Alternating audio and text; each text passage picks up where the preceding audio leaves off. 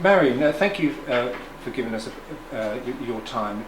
What's the correct title of your organisation? Our organisation is the Alzheimer's Society, and we're called the Harlow office.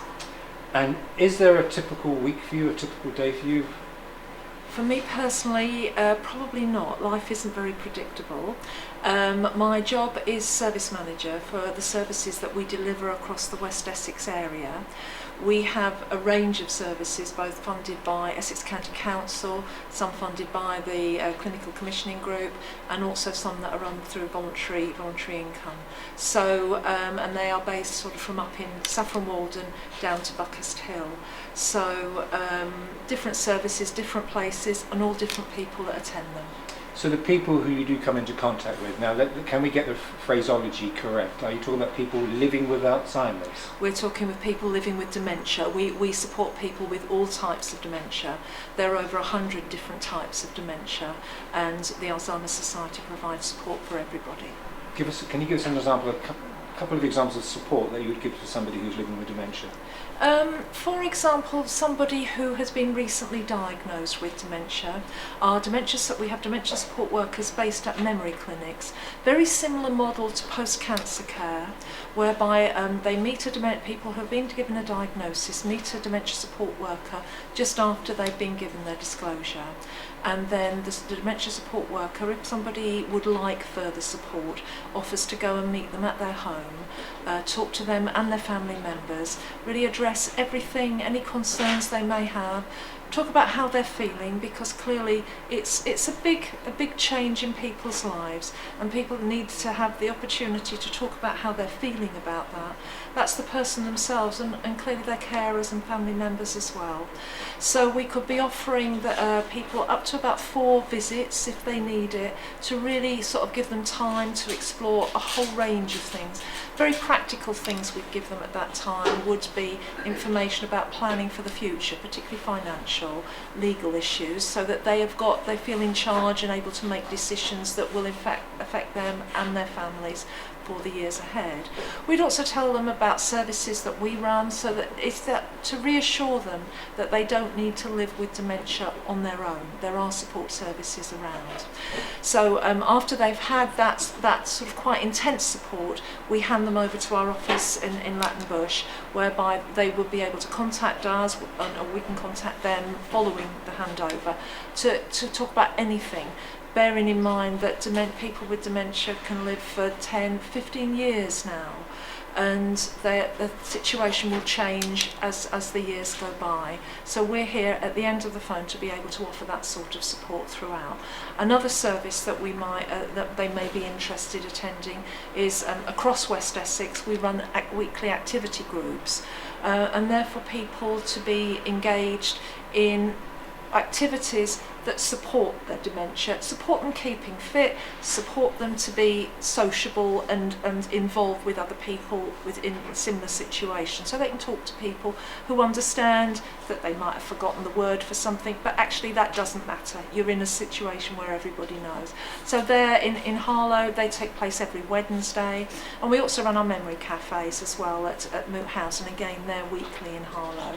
So we've got a whole range of other things, but they're just a few things that you might be interested in. So take me across to Moot House. What happens at the Memory Cafe? The Memory Cafe meets at 10 o'clock through till 12 at Moot House every Monday, and people don't need to make an appointment to come along.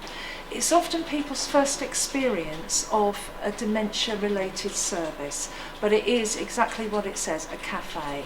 And people come along, they have a cup of tea, they're welcomed in, they can sit down, chat with other people there. We often have a speaker that comes along, as requested by people attending the cafe, that they want more information about. So people get to learn about a whole range of services that are available within the Harlow area, and that people, even though they might not need it at the moment, they know that those services are there to support them in the future. The cafes are very much a sort of preventative approach, so that people don't need to get to crisis before they contact us, but they can pop in any time in a very informal way and just have a chat with people. Some people come regularly, others come as and when they need to. People that are diagnosed with dementia can bring their carers with them as well, and it's a sociable situation. Is again, I'll be careful with the words I use, but is every case different?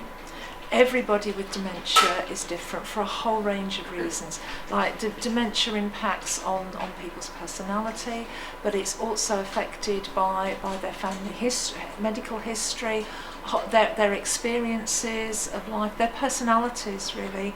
And like we often describe it as, if you imagine the brain as a whole range of fairy lights, and some lights have gone off because that area of the brain is no longer working. Some are flickering for all sorts of reasons. They're still active, but maybe not active all the time. And others still have lights in part of the brains that are fully on and engaged. But everybody's pattern of lights is different. And that's why dementia affects everybody so differently. We often say, if you've met one person with dementia, you've met one person with dementia. It's not sort of like somebody with chicken pox, all the same symptoms. It's very, very individual. Because you get some people, and again it's a subject dear to my heart, because my mother had dementia and passed away in 2014, but she was a very private individual. Yeah. And people, I'm not sure how you cope with people who are private. There are some people who are private in their lives, and their illness is private as well, isn't it? It is. Like we often say, if people have been private throughout their lives, they're unlikely to change now. However, like with a bit of encouragement and support, like we have when we've been talking to people who've talked to say about coming out to peer support and activity groups, and people have been quite reluctant. But with the right support and understanding, actually people do come along and surprise themselves, but also their family, that they do quite enjoy it because they get warmth and support from people who understand them. Funding, it's a word I use of every organisation, I guess. How are things? Well, we've had a contract with Essex County Council that's now into its 4th year, and that has provided many of our community services. And we have a contract with the CCG, which is through to 2018, and that is for our memory clinic service. And we've dipped our toes in the water for self-funding services. We're the only area in Essex that have, and in fact there aren't many throughout the country within the Alzheimer's Society, whereby we're encouraging people to get personal budgets, which are very much being promoted by the government, and through Essex County Council, people who are eligible will be able to access a budget, and that in turn pays for the groups. So it's the way things are going to go. We find, like we would charge people, they receive their budget, they pay for the service via their budget. What's on your wish list? Do you have a wish list of more resources or services you could provide? Or? We do. We particularly the dementia support, and particularly in the Epping Forest area, where there are a large number of people with dementia and lots coming through the memory clinics. But in terms of support, we would like to be able to offer all areas really could benefit from more dementia support. Marion, thank you very much for your time. Okay.